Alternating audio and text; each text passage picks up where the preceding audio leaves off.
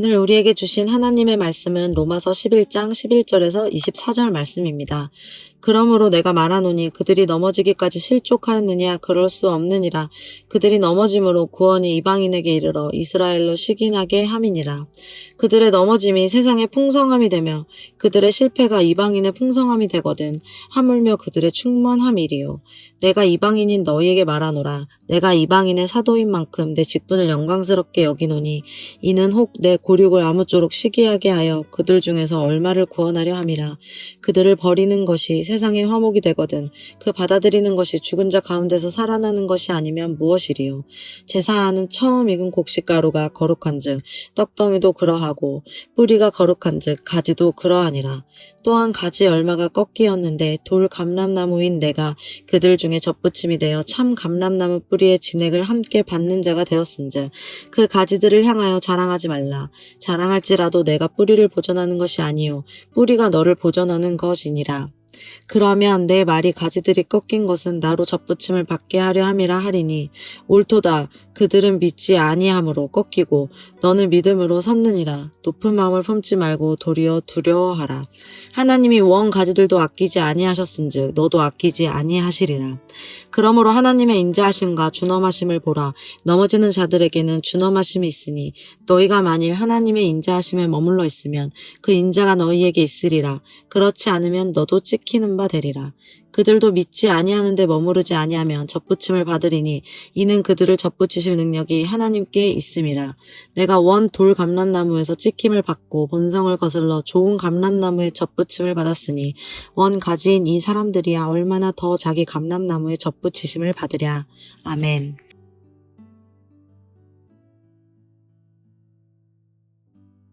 오늘 우리는 로마서 11장에서 바울이 제시하는 구원의 신비, 특히 이스라엘의 넘어짐과 이방인의 구원, 그리고 접붙임의 은혜에 대해 묵상하겠습니다. 오늘 본문에서 바울은 그들이 넘어지기까지 실족하였느냐라는 질문으로 시작합니다. 헬라어 원문에서 실족하다는 회복 불가능한 영구적 타락을 의미하지 않습니다. 이스라엘의 불신앙은 하나님의 구원 계획을 좌절시키지 못했습니다. 오히려 하나님은 이를 통해 그들의 넘어짐으로 구원이 이방인에게 이르러 더 큰 구원의 역사를 이루셨습니다. 개혁신학의 관점에서 볼 때 이는 하나님의 주권적 섭리를 보여줍니다. 인간의 불순종조차도 하나님의 구원 계획 안에서 사용됩니다. 하나님의 의도는 이방인의 구원을 통해 이스라엘을 시기나르게 하는 것입니다. 이는 신명기 32장 21절의 성취입니다. 그들이 하나님이 아닌 것으로 내 질투를 일으키며 허무한 것으로 내 진노를 일으켰으니 나도 백성이 아닌 자로 그들에게 시기가 나게 하며 어리석은 민족으로 그들의 분노를 일으키리로다. 한편 오늘 본문 12절에 그들의 넘어짐이 세상의 풍성함이 되며 라는 말씀에서 풍성함은 단순한 물질적 축복이 아니라 복음의 영적 풍요를 의미합니다. 이스라엘의 일시적 거부가 역설적으로 온 세상에 복음이 전파되는 계기가 되었습니다.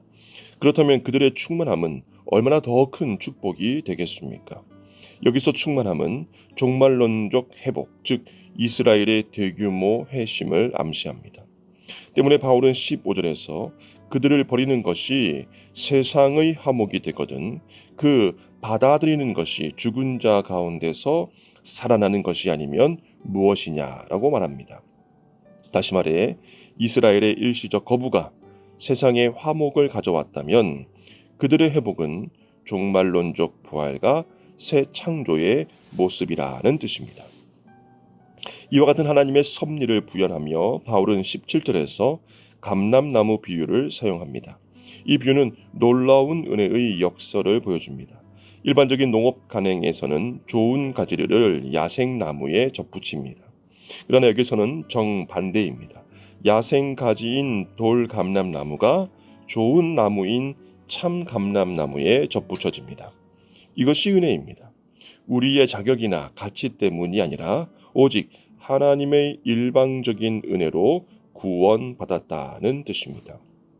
나아가 참감람나무는 언약 백성 이스라엘을, 돌감람나무는 이방인을 상징합니다. 뿌리는 족장들과 언약의 약속을 의미합니다.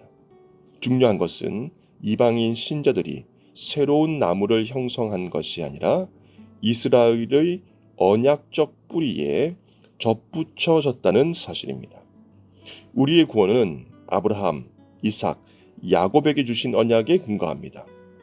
이는 은혜의 물줄기가 신앙의 유산이 윗세대에서 아랫세대로 자연스럽게 흘러내려가는 것. 오늘 우리의 출발과 뿌리가 구약의 언약 백성들을 통해 하나님께로부터 왔다는 뜻입니다. 때문에 바울은 18절에서 이방인 신자들에게 다음과 같이 경고합니다. 그 가지들을 향하여 자랑하지 말라. 자랑할지라도 내가 뿌리를 보존하는 것이 아니요 뿌리가 너를 보존하는 것이니라. 이는 개혁신학의 핵심 교리인 오직 은혜를 다시 한번 명확히 합니다. 우리는 구원의 근원이 아니라 수혜자입니다. 하나님의 은혜로 값없이 접붙임을 받아 산 자들입니다. 그러므로 자랑할 것이 없고 뽐낼 것도 없습니다. 오직 감사와 찬양만이 있을 뿐입니다. 한편 은혜로 구원의 접붙임을 받은 이들에게 사도 바울은 20절에서 다음과 같이 권면합니다. 믿지 아니함으로 꺾이고 너는 믿음으로 서느니라. 높은 마음을 품지 말고 도리어 두려워하라. 여기서 분명히 드러나는 것은 구원의 유일한 조건이 믿음이라는 사실입니다. 그리고 바울은 이 믿음조차도 우리가 스스로 만들어낸 것이 아니라 하나님께서 값없이 주시는 선물임을 강조합니다. 그러므로 우리는 믿음을 가졌다고 해서 자랑할 것이 없습니다. 오히려 높은 마음을 품지 말고 도리어 두려워하라는 말씀처럼 교만을 경계하고 하나님을 경외하는 거룩한 두려움 가운데 서 있어야 합니다. 이 두려움은 벌을 두려워하는 노예적 공포가 아니라 하나님의 거룩하심 앞에서 자신을 낮추고 떨며 서 있는 경건한 자세를 의미합니다. 바울은 이어서 22절에서는 하나님의 인자하심과 준원하심을 보라고 권면합니다. 여기서 우리는 하나님의 성품이 양면적이라는 사실을 보게 됩니다. 인자하심은 하나님의 선하심, 자비, 긍휼을 나타내고 준원하심은 죄를 결코 가볍게 여기지 않으시는 공의로운 심판을 가리킵니다. 믿지 않음으로 넘어지고 꺾인 자들에게는 하나님의 준원하심이 나타나지만 동시에 믿음으로 서 있는 자들에게는 그 위에 베푸시는 인자하심이 드러납니다. 같은 하나님이시지만 사람의 태도와 상태에 따라 전혀 다르게 경험되는 것입니다. 결국 모든 상황 가운데 우리의 태도와 방향이 중요함을 깨닫게 됩니다. 하나님이 문제가 아니라 동일하신 그 하나님을 바라보는 지금 나의 마음가짐과 신앙 고백이 어그러져 있는 것이 문제다라는 뜻입니다. 계속해서 22절에 너희가 만일 하나님의 인자하심에 머물러 있으면 이라는 표현은 단순히 한때 믿었다는 과거의 경험이 아니라 계속해서 그 인자하심 안에 거하는 상태, 곧 지속적인 믿음의 삶을 가리킵니다. 이것은 개혁신앙의 중요한 교리인 성도의 견인과도 연결됩니다. 참된 신자는 자신의 힘으로가 아니라 하나님의 신실하신 은혜에 의해 끝까지 보존됩니다. 넘어질 수는 있으나 완전히 버려지지 않고 결국 다시 일어나 믿음 안에 머물게 되는 것입니다.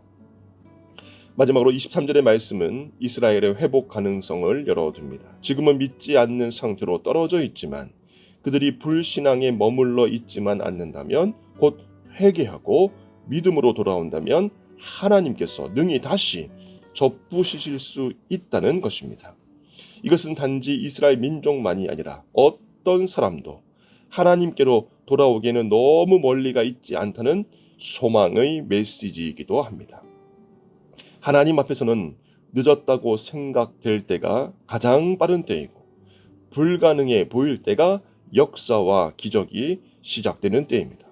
그러므로 언제든지 주님 앞에 달려가는 삶이 복된 삶입니다. 오늘 하루도 주님께 용기 내어 달려가는 복된 하루 되시길 축원합니다. 말씀을 맺고자 합니다. 사랑하는 성도 여러분, 우리는 돌 감람나무였습니다. 본질상 하나님과 무관한 자들이었습니다. 그러나 하나님의 일방적 은혜로 참 감람나무에 접붙임을 받았습니다. 이것이 우리의 정체성입니다. 때문에 우리는 자랑할 것이 없습니다. 우리가 뿌리를 보존하는 것이 아니라 뿌리가 우리를 보존합니다. 이 아침 우리의 구원이 전적으로 하나님의 은혜임을 고백하시기 바랍니다. 교만을 버리고 겸손히 하나님 앞에 엎드리시기 바랍니다. 그리고 그 뿌리의 진액을 날마다 공급받으며 풍성한 열매 맺는 가지로 살아가시기를 주님의 이름으로 축복합니다. 우리가 받는 은혜가 얼마나 큰지 우리의 변화된 삶을 통해 보여주는 그리스도의 향기가 충만한 저와 여러분 되시기를 주님의 이름으로 간절히 축원합니다.